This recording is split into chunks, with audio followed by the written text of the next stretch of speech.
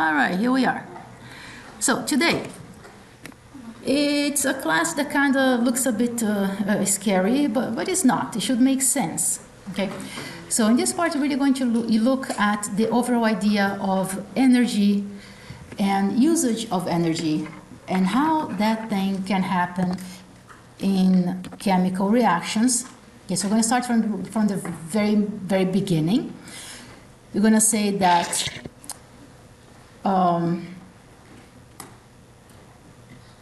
energy is basically transformed, right? So you can change different forms of energy, but you cannot create energy, and you cannot destroy energy. Don't ask me how energy was created. Okay, I don't know that. Okay. But it is what it is, right? We cannot create more energy, and you cannot destroy the energy that is out there. We can just transform it and use it in the meantime. So with that, you should have good ideas about entropy of the universe and of your systems, right? Entropy has everything to do with a tendency of the system to become disorganized, right? So entropy means things naturally become disorganized. Then we're going to look at usage of some energy and capture of some energy into forms that are very much useful for the cells, which are mainly in bonds, in chemical bonds. Then briefly looking at what is meant by metabolism and bioenergetics. Then we're going to look at these laws of thermodynamics, including Hess law, Gibbs free energy, and principle of oxidation and reduction, okay, and catabolism, also rates of reactions, and that should light a light bulb in your head saying enzymes, right? Proteins, enzymes, controlling rates of reaction. And then I think, let me see what else we have to do here. Yeah, we'll look at Hess law and the most important currency of energy in living systems, that is ATP, as well as other types of high energy molecules. Okay. So here is the picture that should be happening in your mind after this, soup of words, right? You came to class with a clear mind, everything was nice and nicely organized, and then I started talking and your brain just went like that. It's totally normal because your brain is following the natural tendency of entropy, right? Becoming disorganized. And it's not only happening to the brain, it's happening everywhere, right? If you have a room, a dorm room, you know that if you don't constantly put energy organizing it, it tends to naturally, magically become like that, right? Kitchens kind of do the same thing too, like kitchen sink, yeah? Especially when moms are not around, right? And the kitchen becomes a chaos, right? And you can imagine, like in my house, I'm the only female. I do have a little dog that is female now. But yeah, so there is my husband and my 2 sons. And when I was away for a whole month, I really saw the entropy when I came back home. That kitchen was chaotic, right? Naturally occurring. If you do not put energy into organizing things, they're just going to become messy and continue to be messy, right?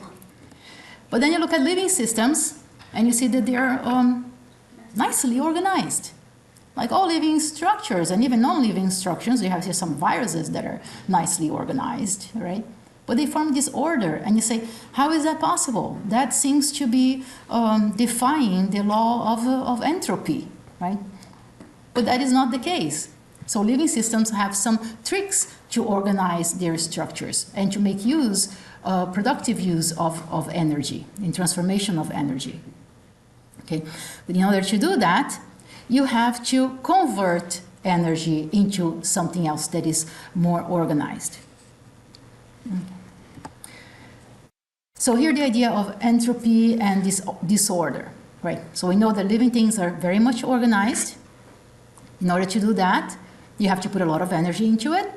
So here the example is a living tree right? You have a lot of bonds, chemical bonds that are holding this tree together, and a lot of levels of organization, right? Now, if you compare this organism with molecules that don't really have a lot of energy, or molecules that are very much oxidized, like carbon dioxide and water, which, by the way, are the molecules that this organism uses to build up this tree, right? If you look into those molecules, you see that they had to be transformed in a certain way in order to produce the end products or the biopolymers to come up with this tree. So you had to put energy into those oxidized forms in order to reduce them into a state that could be useful and make a whole organism. Some systems are capable of doing that, and what is the kind of energy that the system uses to reduce those molecules? Photons, light energy, right? So it captures one form of energy and transforms into another. Okay. All right. So about covalent bonds and energy. Okay. If you look at oxygen, and then we're going to look at carbon too, right? The most stable form, if you combine it with carbon and oxygen, the most stable form is carbon dioxide. You know what the molecule looks like, right? Is a linear O is a linear non-polar molecule, right? So this thing is very much oxidized. The carbon is very much oxidized. That means it's very stable, not a lot of energy in there. Now, if you look at the combination of oxygen and hydrogen, then the most stable is really water, right? So if you look at systems that are using high energy compounds like us, right, and use the energy that are obtained from the bonds of those biopolymers, we are going to oxidize those big biomolecules into elemental forms that are finally going to end up like carbon dioxide and water. And that's our waste product, and we put that out in the environment into a form that we can't really take energy from carbon dioxide or from water, right? Although we need water to survive. Okay. And then, as I mentioned, some organisms are capable of putting energy into these compounds and transforming them back into the biopolymers that are needed for everybody else. Okay. So when you start talking about entropy and disorder, right? When you burn a tree, or when a tree disintegrates, right, when it decomposes, when it's dead, the energy that was inside of those chemical bonds, inside of that wood, their energy is going to be released. Okay.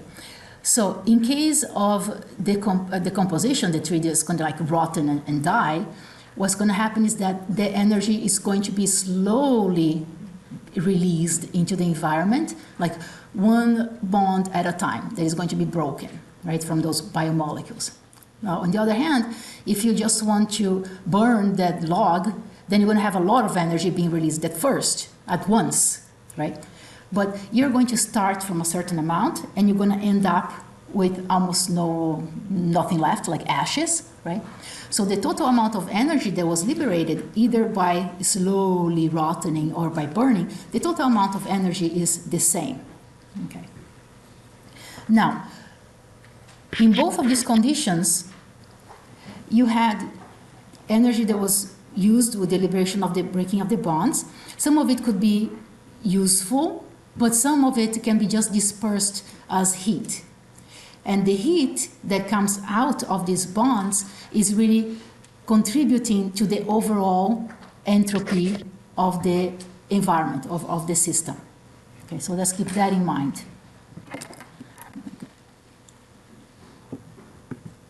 Okay, so here would be your first question, but of course I had to forget the base. All right, so here is, how is the entropy of the universe changing with time? So here we're talking about entropy. So what would be the answer here?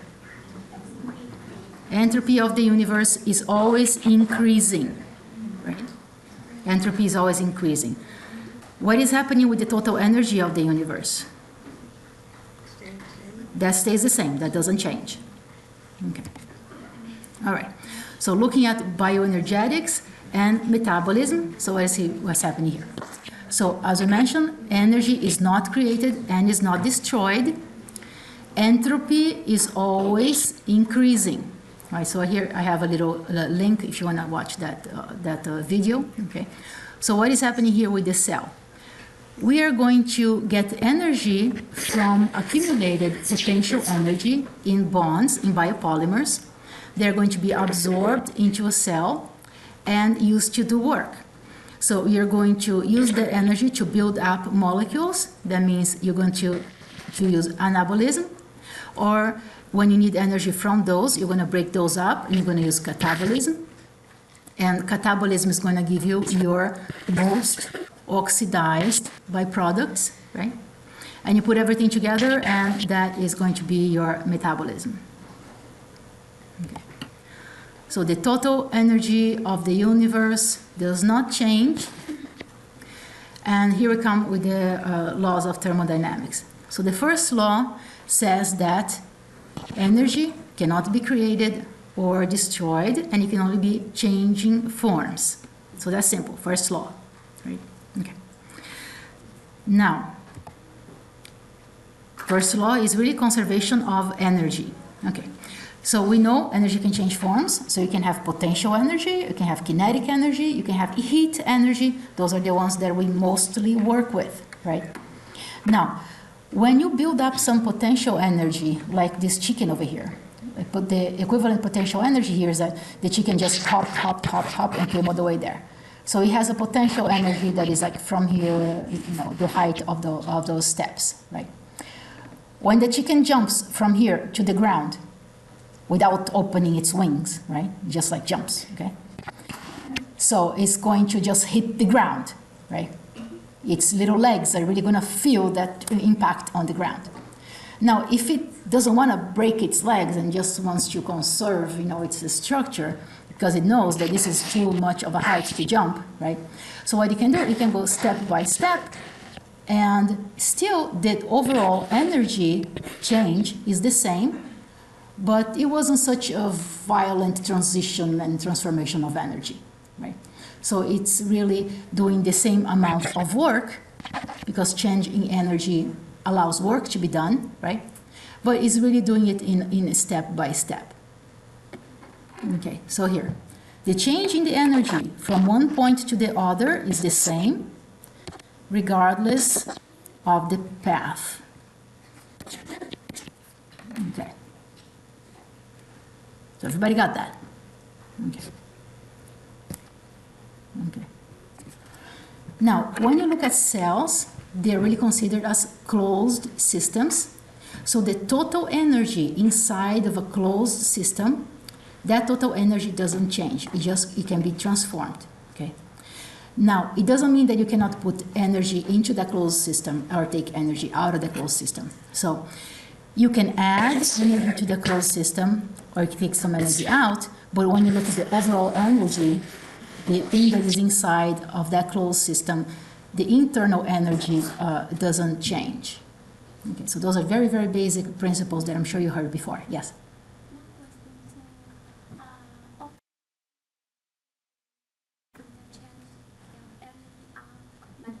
With the environment, yes. Yeah.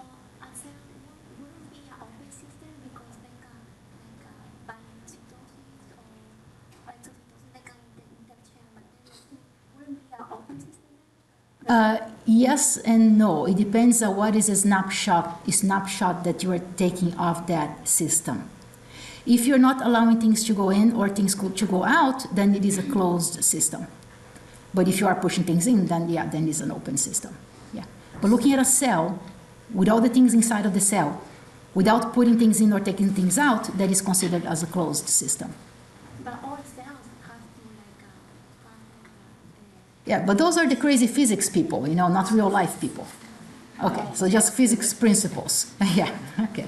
So just how do you call it? Reviewing your basic chemistry and physics based on principles. Okay. Because we know that if you don't really have an open system for a cell, then you're going to die. Right? Okay. So this is just to allow for better calculations of what's going on without having to use a lot of those derivatives. So you're stating that cells are closed systems? Yes, when we have to calculate energy out of them like that. Okay? When you have to do calculations of energies of what's happening inside of the cell, you consider them as closed system. Yeah. You're not going to be adding variables of one side and another side. It gets very complicated. But in reality, they're closed. Yeah, in reality, it's a lot more complicated than what we're going to look at. We're going to keep it very, very simple. All right. Unless you want it complicated. I would think not. Okay. Okay. So, second law of entropy here, second law of thermodynamics, right, is the disorder. What is the first law again? All energy is not created or destroyed. Yeah, energy cannot be created or destroyed. It can be transformed. Second law, disorder is always increasing in the universe. That's the law. Okay. Now, when you look at stuff that goes on inside of the cell, and you see molecules that are disorganized becoming more organized, then you are saying, that doesn't look like the second law, because things are getting more organized. But it actually is, because in order to get those stuff more organized, you are going to transform some energy, but you're going to lose some of the energy as heat. That's unuseful energy, unusable energy. So the heat that you are losing during these chemical reactions, that is the thing that is contributing to the entropy of the system in general. Okay, so everything that is happening inside of the cell is not going to break thermodynamics laws. It's going to follow the laws, okay? Even if they are looking more organized. This would be your second question here. If a substance changes from gas to liquid, what is happening to the entropy? It's decreasing, right? Because gas has a lot more movement and entropy than something that is more compact and in liquid. And then if you really cool the thing down to a solid, you even decrease more your entropy of that system. Okay. So there goes your third law of thermodynamics. If you could get a crystalline solid to absolute zero temperature, then that thing would have no entropy. The entropy would be zero. But we cannot do that. It's not possible. Okay. Okay, so basically we know that the temperature that is where chemical reactions are happening, the temperature really has to be very much favorable or conducive of certain reactions to take place, which is going to be a little more clear in the next slides. Because now we're going to start talking about the Gibbs free energy, right? That's the energy that is available to do work. Why is my pen on? So Gibbs free energy is the energy that is available to do work. The Gibbs, yes, it's chemistry. The Gibbs says that the enthalpy minus temperature times the change in entropy, that will tell you how much energy is available to do work. So then you're going to have your reactants, you're going to have your products, but you're only going to have productive work here, something that's going to happen, if your reactants are with higher energy, delta G, with higher G than your products, okay? Because your delta G for spontaneous work, your delta G should be negative, okay? Things go downhill. You don't just put the ball downhill and expect the ball to go uphill, right? That doesn't happen. But if you put a ball uphill and you just let it go, it will go downhill. All right, that just makes sense. So here, if you have a system in which you have reactants that are at lower energy than your products, that is a system that is called endergonic, because it's not going to naturally happen. In order for this to happen, you have to put energy into it. You have to do some tricks to it. Okay, it's not a spontaneous type of reaction. All right, so when you look at exergonic and endergonic reactions, what's the picture here? So this type of reaction here is exergonic, because you start at higher energy, you end up with lower energy. So your change in Gibbs is less than 0. So negative delta G means spontaneous reaction. Okay. And what is this thing up here? This little bump up there? That is your activation energy for this reaction to happen. Right? Activation energy right there. Now, if your products have higher energy than your reactants, then this is an endergonic type of reaction, and you still have this huge activation energy. But in order for this to happen, you really have to do some tricks, because it's not spontaneous. So here, putting them side by side, you see that exergonic processes are very much favorable. That is involved a lot with catabolism, breaking down big molecules into little ones, and that is releasing energy. Okay. And when you look at your endergonic process, that's the opposite. When you have little building blocks, you put them together, you got to put energy to do that. Very intuitive, very easy, right? Easy? All right, cool. Okay. So Gibbs, and here, Gibbs free energy. So Gibbs is what gives you net change in that free energy, that is the thing that allows you to do work, okay?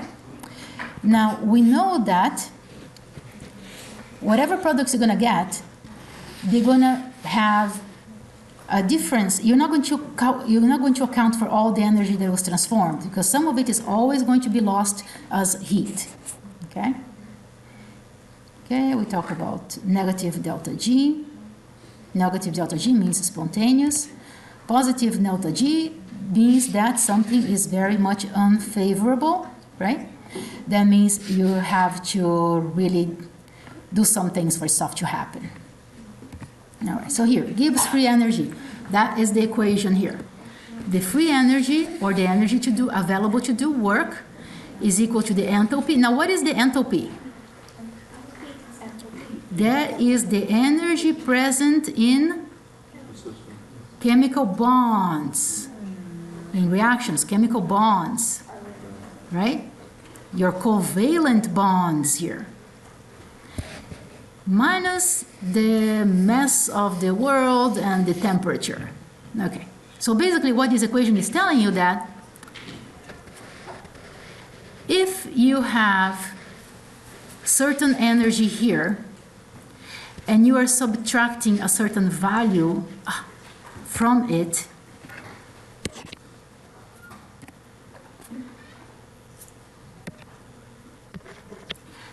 and you have this thing that has to be negative for the system to happen spontaneously. So this number better be big, right? Or at least bigger than this number over here for this equation to make sense spontaneously, right? So you cannot really change the entropy, because that's the constant of the system, whatever you're working with. What you can do here, you can increase the temperature. So the trick here that a lot of living things do is that they maintain a basal temperature that is higher than surrounding temperatures, so that this term allows these reactions to take place. Okay, so we know that a lot of creatures are warm-blooded creatures, right? What is your normal body temperature? What? 98, but here we always talk Celsius. 37, 37 Celsius. So this factor here ends up being bigger than this one here, so then you can have spontaneous things happening, right? If we lower our temperature too much, then enzymes are not going to work, and all these reactions are just going to stop. You're going to freeze to that, right? All right, so you can You can read those explanations here, but the main idea is to have the energy that is available to do work. The equation has to make sense. Okay, so what is happening here? Delta G is the energy available to do work. Delta H is the energy that is stored in bonds. Remember that you're going to have more oxidized or more reduced bonds. The more reduced and more unstable bonds are the ones that are going to give you the most energy. Okay? And then the other term is the disorder that has to do with the temperature. Okay. So we just talk about that, endothermic and exothermic processes. Okay. And this is a very interesting slide. It can be a little confusing at first, but it's not really. Okay. So when you look at carbon, our friend carbon here, interaction or bonds with hydrogen, for example, right? So you have a carbon here that is a lot more electronegative than hydrogen. Remember the electronegativity scale in the periodic table? Yeah, you don't have to memorize it, but you know, we don't have one here in the arts class. Okay, but you keep in mind that carbon is more electronegative than hydrogen, right? So carbon, in this bond here, in each of these individual bonds here, carbon will want to hold on to those electrons that are being shared, right? How many electrons are being shared there in total? 4 of the carbon and 4 of the hydrogen, right? So carbon here is going to hold on to those electrons. So here you're going to have a molecule that is overall more reduced form of carbon, right? Now, this molecule is methane. Is methane a high energy molecule? Methane? You haven't heard of methane? Okay, let's think about it. Where do you find methane? Cows? Farts, yes. You find it. Does it smell good? Don't answer that. Okay, so it doesn't, right? Don't start farting just to prove the hypothesis, okay? Everybody knows fart doesn't smell good because it has methane in it, right? Is methane combustible? Yes, I would assume that you just know it because you read about it. Don't run the experiment. Don't try this at home, okay? But yes, it is combustible. Actually, there was some incidents a few years ago in a barn. I don't even remember which country it was. It was very cold. All the cows were in the barn. And then the cows were so bored, they have this like cow massage, equipment. You know what I'm talking about? No, me neither, but the cows needed some massage, so they put their equipment. And what happened was that there was so much methane in the barn with the electrostatic sparks of the massage machine, the whole barn ignited and exploded. Poor cows. Yeah, I mean, impromptu barbecue, but not fun. But yeah, methane is high energy molecule, right? If you look at this level of electronegativity, of holding on to electrons of carbon, right? If you change one of those hydrogens for something that has oxygen, we know oxygen is more electronegative than carbon, right? So now oxygen is going to hold on to some of those electron clouds. So carbon here is not going to have as much energy as it had here with methane. This molecule here is methanol. You know what is methanol? It's an alcohol. Is it high energy? Yeah, you can light out methanol and it will burn, right? Yeah. Okay, now let's do some more exchanges here. We're going to put 2 bonds between the carbon and the oxygen and make a molecule of formaldehyde. That thing is still high energy. But then now if you keep on changing the bonds from this carbon to things that are still more electronegative, like in formic acid here with the hydroxyl on this side. Now look at the carbon, it's starting to get skinny. So this overall molecule is not really going to have as much energy as the ones compared to the ones up here that were more reduced, right? Formic acid doesn't ignite. And then if you go one step further, and you put 2 molecules of oxygen, now look at poor little carbon in the center, right? You can't really ignite carbon dioxide, right? That's like the slowest energy possible there, okay? So this whole idea of energy that is contained in bonds really has to do with electronegativity of the elements that are involved in the energy, in the bond formation, okay? Okay. Now, what is that reducing in reduction oxidation thing? Reduction, you're going to gain electrons. You're going to hold on to electrons. Oxidation, you're going to lose electrons. Okay? Reduction and oxidation, they always have to go together. That's pretty much like obvious. Okay. Now, how do you know that electron is gained by reduction?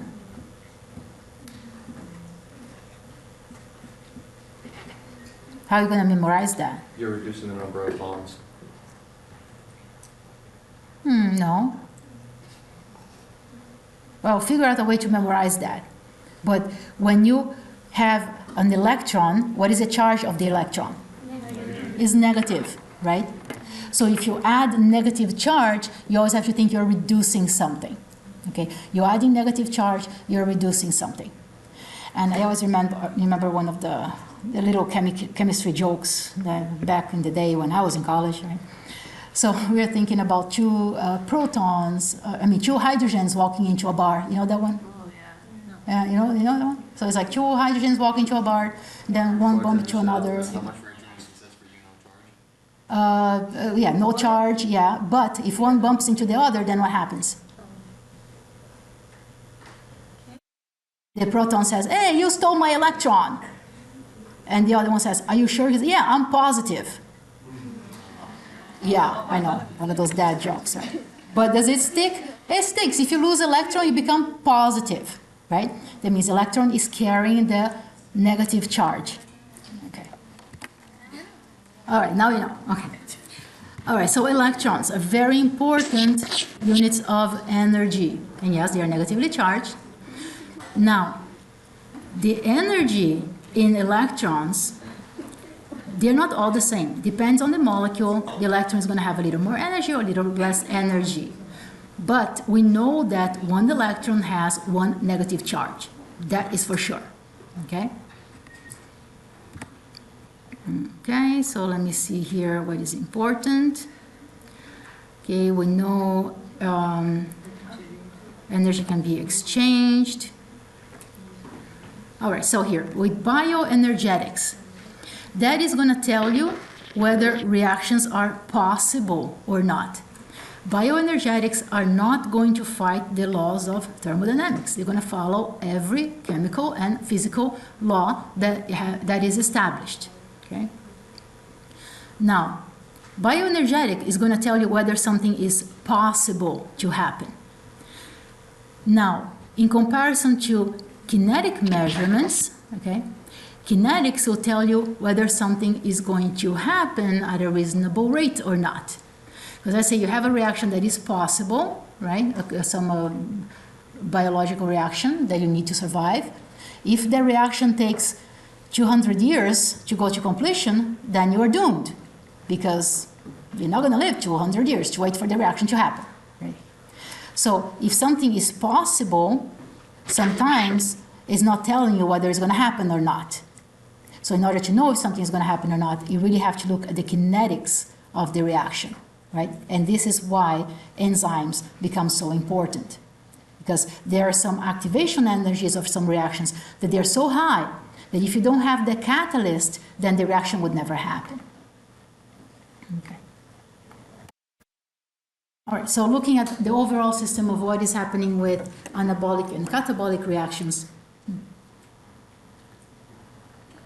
we know that your anabolic reaction is going to get building blocks and put energy into the system and make bigger things, and then those bigger things are going to be used to produce some kind of work, right? This is not just a futile cycle. It's just that in the meantime, you get work done. You're changing energy forms and you're getting work done. Okay. So chemicals that are allowing life here, if you're looking at a cell, for example, right? we know that a cell is made mostly of water, and then 30% of that total cell is going to be made of all this other stuff, like biopolymers and everything else. So look at this. Polysaccharides, those are sugars, a very small amount, like 2%. Proteins, huge chunk, 15%, like half of this total piece of pie here is made up of proteins. And then you have your RNA and DNA and small little molecules that are floating around, okay? So those are the things that are making up your cells. And of course, we know that carbon is at the center of all of those molecules, or just like most of them, right? And carbon keeps on circling and changing energy forms so that we can get work done. Okay. All right, so let's look here at rates of reactions and what is happening with the Gibbs free energy, and then a little bit further what else is useful, okay? So we got to figure out if something is favorable or not. And you have to figure out if you have a huge reaction to work with or if you have a tiny one. Usually, huge reactions that are very much spontaneous are kind of dangerous or explosive. You don't want explosions to happen. So you want to control the types of reactions that are happening in the living system. Okay. All right, so let's see what is important here. Okay, so here's the energy with the log, right? If you're decaying a tree, and if you allow it just to sit there and rot, it's going to take a long time for every one of those bonds to break, right? Okay, so let me see here. We'll talk more about this later. Now, if instead of just waiting for that log to decompose, if you accelerate it a little bit, like putting a lightning bolt through it, right? Then you're going to cause a huge acceleration in the rate of the reaction, right? And you're going to have this process that happens a lot faster, right? The only problem here is that it's a lot of energy that is liberated at once, right? So you have the same drop from log that is not burned to log that is totally burned, either by decomposition over, I don't know, 1,000 years, or by burning through lightning. You have the same delta G, but then the rate of the reaction, of course, it's a lot different. Okay. So in the cells, we have to look at the reactions in a way that you don't want them to be explosive, right? So we say we control the burn of the reactions inside of the cells. How? Because we're going to oxidize big energetic molecules. You're going to oxidize them slowly in a way that you can use the harvested energy for useful work, right? And you can just go step by step in a temperature that is not destructive to the cell, and that is going to allow you the maximum usage of energy possible. Okay. So in order to do that, of course, you're going to have to use enzymes. So here is a representation of an enzymatic pathway. So you go from reactants here to products there. But if you just go through this jump, there's going to be explosion. We don't want that, right? So in order to control the burn, we're going to go step by step with small delta G's that are going to be overall negative. In order for this thing to happen, it has to be spontaneous, right? So you go small delta G's, and then when you get to the end, you're going to have your product and in a controlled manner. Okay. So here, this whole idea about the enzymes being the catalysts of those reactions, right? You should know what enzymes are doing, what catalysts do, right? They're going to lower the activation energy for a certain spontaneous reaction to occur, okay? That is important to know, for a spontaneous reaction to occur. Because if you have a reaction that ends up there somewhere, then it's not spontaneous. Doesn't make sense. So enzymes are going to obey thermodynamics laws. And what is it really that enzymes are doing? Okay? They are not going to increase the rate of that thermal motion of things. Okay, like temperature is going to, if you increase temperature, then you increase the rate of motion. But all the reactions in the body, they're happening at the same temperature, right? So these enzymes are not really going to increase the movement of those molecules, because there are certain things that you can do to a chemical reaction to make it happen faster, right? One of the tricks is to increase the temperature, but it's not possible in a living body, right? Temperature has to be constant. So what the enzyme is going to do is going to lower the activation energy by doing some tricks to the reactants that are involved in there. So you see this guy here? It is going to get two reactants positioned in the right conformation that will allow the reaction to happen. Okay? So it allows for this orientation to be proper and increase the probability that the right conformation is going to give you the right spontaneous reaction.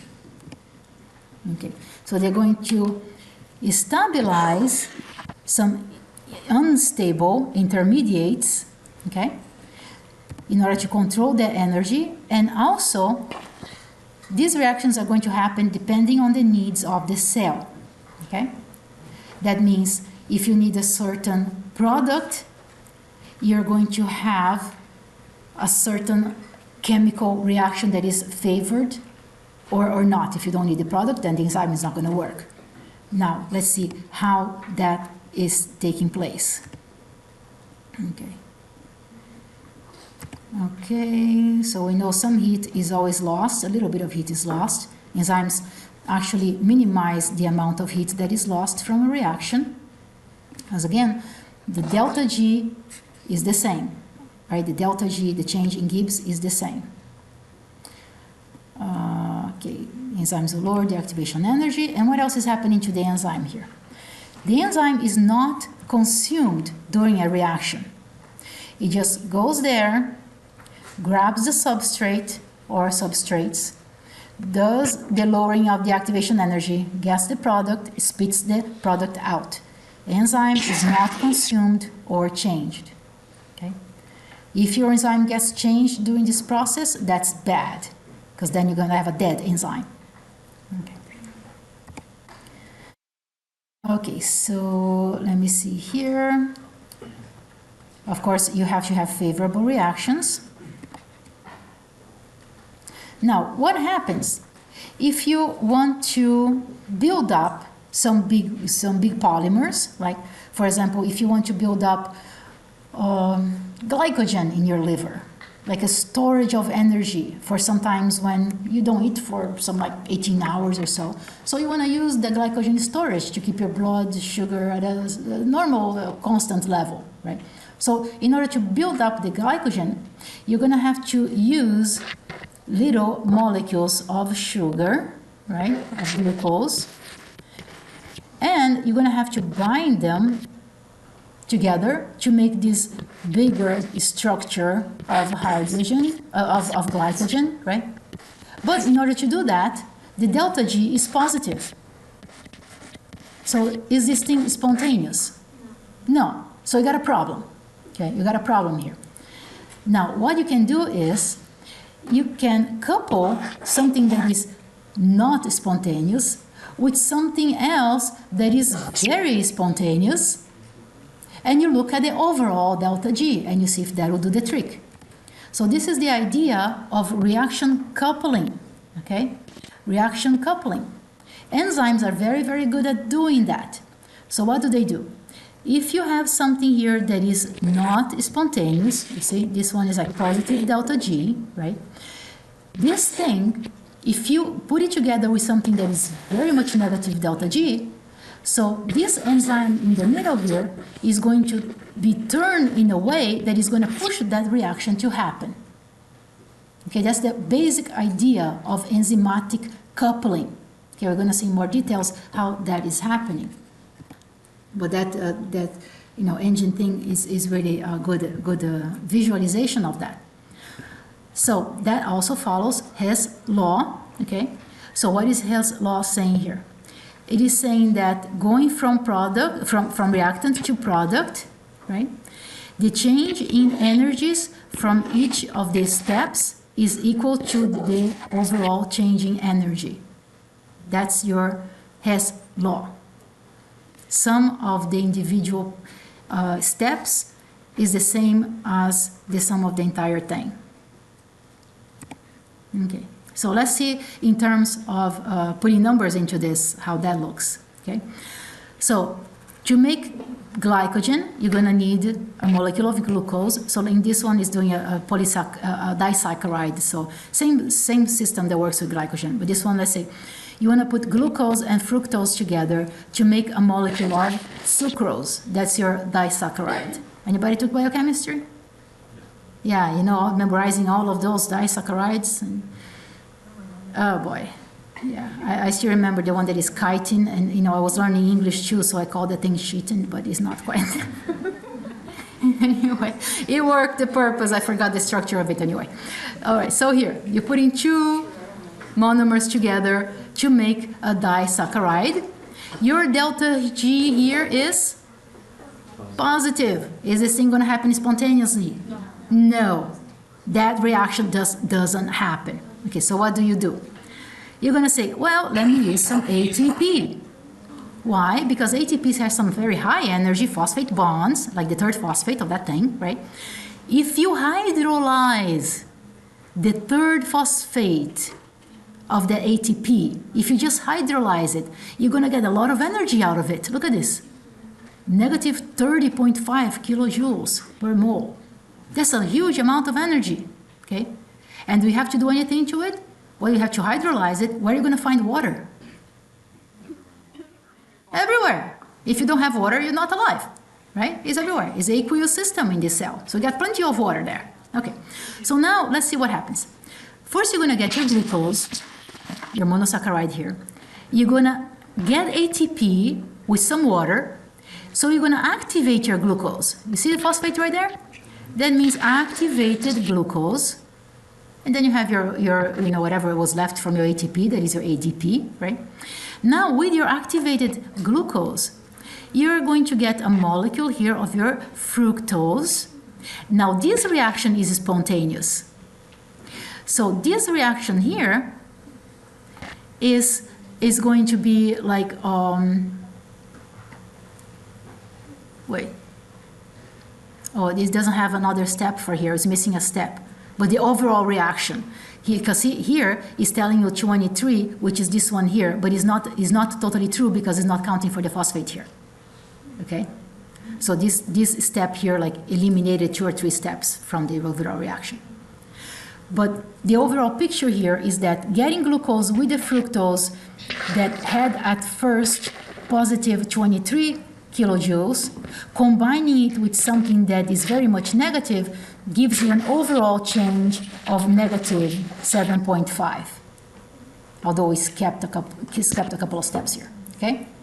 So that means when you look from beginning to end, now you transform this very unfavorable reaction into a favorable one, because ATP did the trick, okay? Does that make sense? Okay. Yeah, there were some more steps in there. So reactions that are coupled, they are really coupled because you have some high energy molecules that can carry electrons around and allow activation of something that was not really energetic in the first place. Okay? Your main molecule for this kind of stuff is really your ATP, but that's not the only one. You have other forms of nucleotides, right? You have other forms of electron-carrying molecules like NADH, NADPH, acetyl-CoA. Have you heard of acetyl-CoA before? Yeah, mitochondria stuff. And GTP. Oh, what is GTP? Guanosine, right? What is ATP? Adenosine triphosphate. Are they both purines? But yeah. So why is it that ATP gets all the glory? Why not GTP? ATP is cooler? No.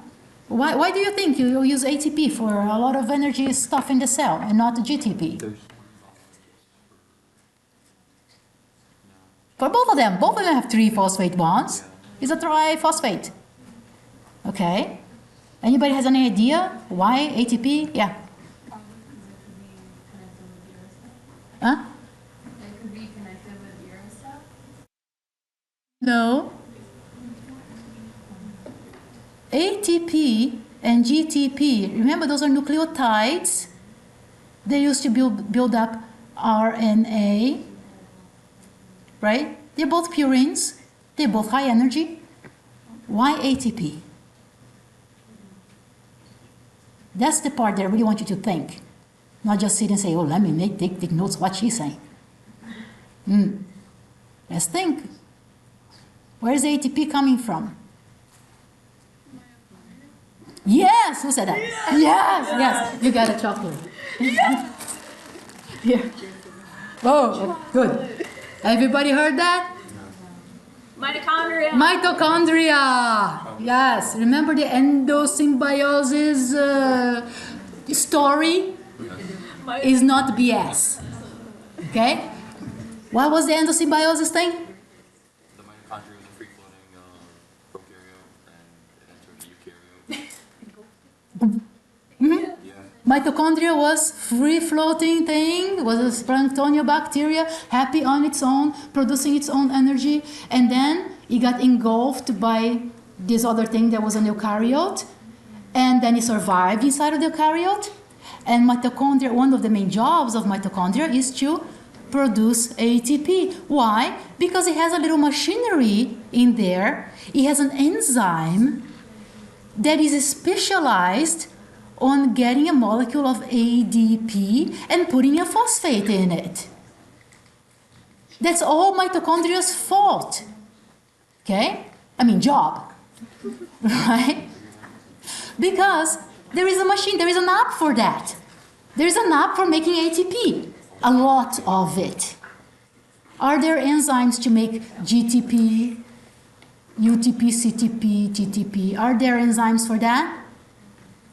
Yes, but they are very much insignificant if you compare to the amount of ATP that mitochondria can produce. They produce a lot of ATP. So now it makes sense for the cell to use that high energy to allow other reactions to happen because it has plenty of it, right? If it wasn't for mitochondria, none of this was going to happen. Okay? All right, so let's keep that in mind. Okay. So what are these reactions that are happening? Well, reactions can follow certain pathways, right? They go from higher energy to lower energy, right? And these pathways, a lot of times, they are crossed with some other pathways. So we see this little ball decided to go on that side, but it could go to this one here and become a different product. So a lot of pathways are intertwined, right? So keep that in mind when you look at a bigger picture of metabolism. Okay. So those biochemical reactions, how is it that they are happening? So here is a simple biochemical reaction that gets carbon dioxide and water, and then you make here, what is this thing? Bicarbonate? I always get confused with carbonic acid and bicarbonate, but then this degrades to carbonic acid, something like that. We'll get that there later. Okay, now, what happens here? You have an enzyme for that, right? You have an enzyme, you have a chemical reaction that is actually in equilibrium. Remember those two arrows like that? That is like equilibrium, right? So you have, like here is like the same rate going this way, the same rate going that way, because your enzyme is allowing that to happen. Enzyme doesn't care if it goes this way or that way, as long as your products and reactants are more or less at the same level. Because if you have this much difference in delta G, then it's just going to go one way. Then it's just that way a reaction, right? But when they're very, very close together, you can have reversal of their reaction. And most of the reactions that are happening inside of your cell, they are like more or less the same, very, very close energy levels, okay?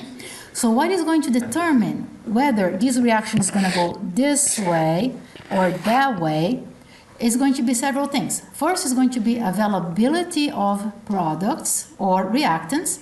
So if you have a lot of CO2 then Le Chatelier's principle tell you this reaction is going to go to the right. Now, most reactions that are happening enzymatically in your body, they do a little trick because they might not have a lot of reactants, but what they do is they sequester the product out of that equation. So the enzyme thinks that it always has reactants, but it never really has enough products to go backwards, right? So if you sequester the product, you make this reaction go forward. That's one of the tricks of metabolic reactions. Okay.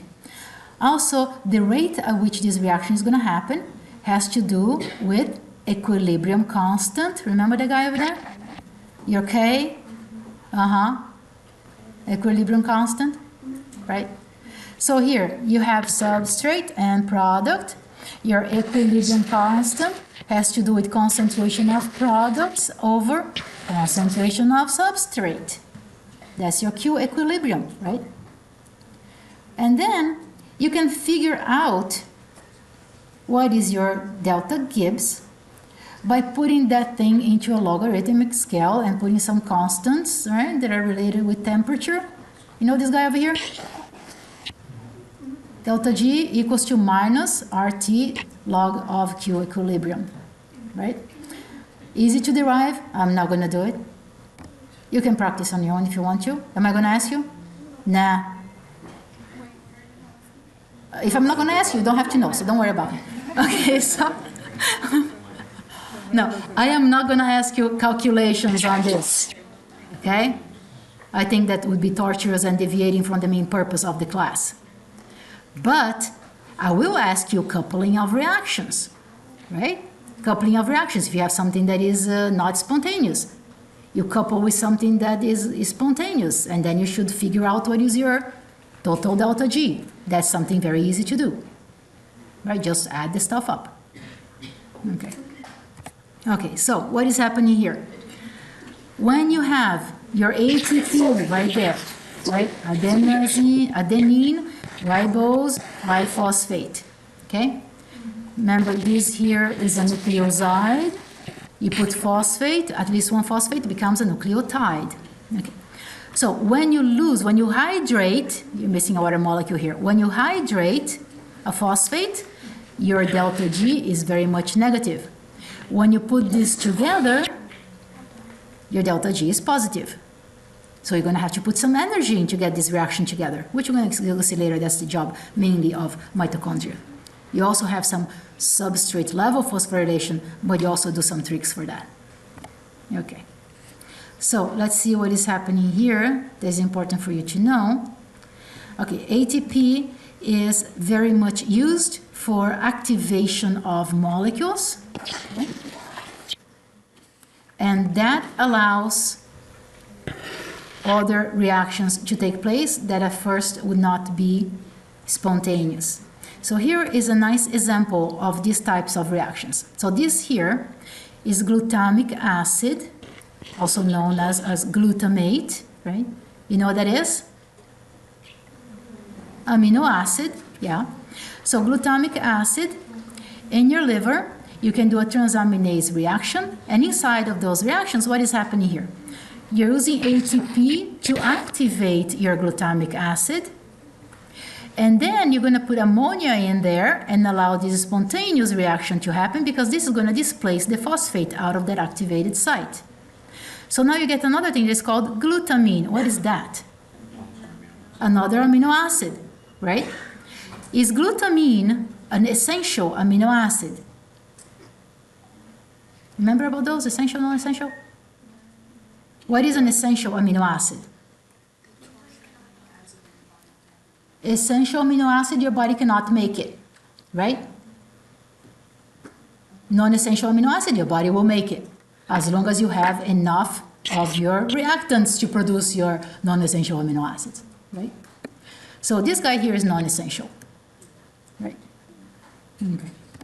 Here will be another question. Most biological catalysts are what?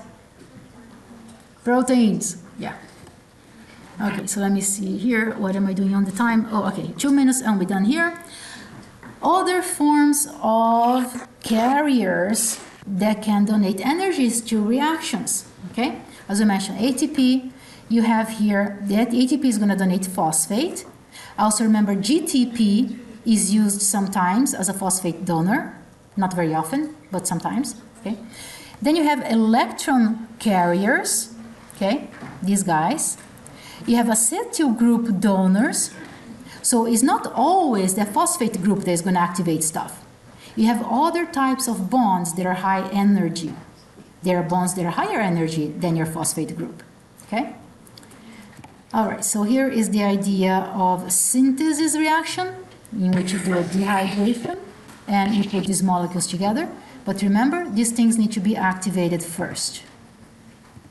Okay, so I think, yeah, this is just a couple of slides to emphasize synthesis reactions. And oh yeah, this last slide here, that is really cool. Control of metabolism. It's just a pretty picture, you don't have to know all that. Okay, you're gonna have to know only the ones we emphasize in the class.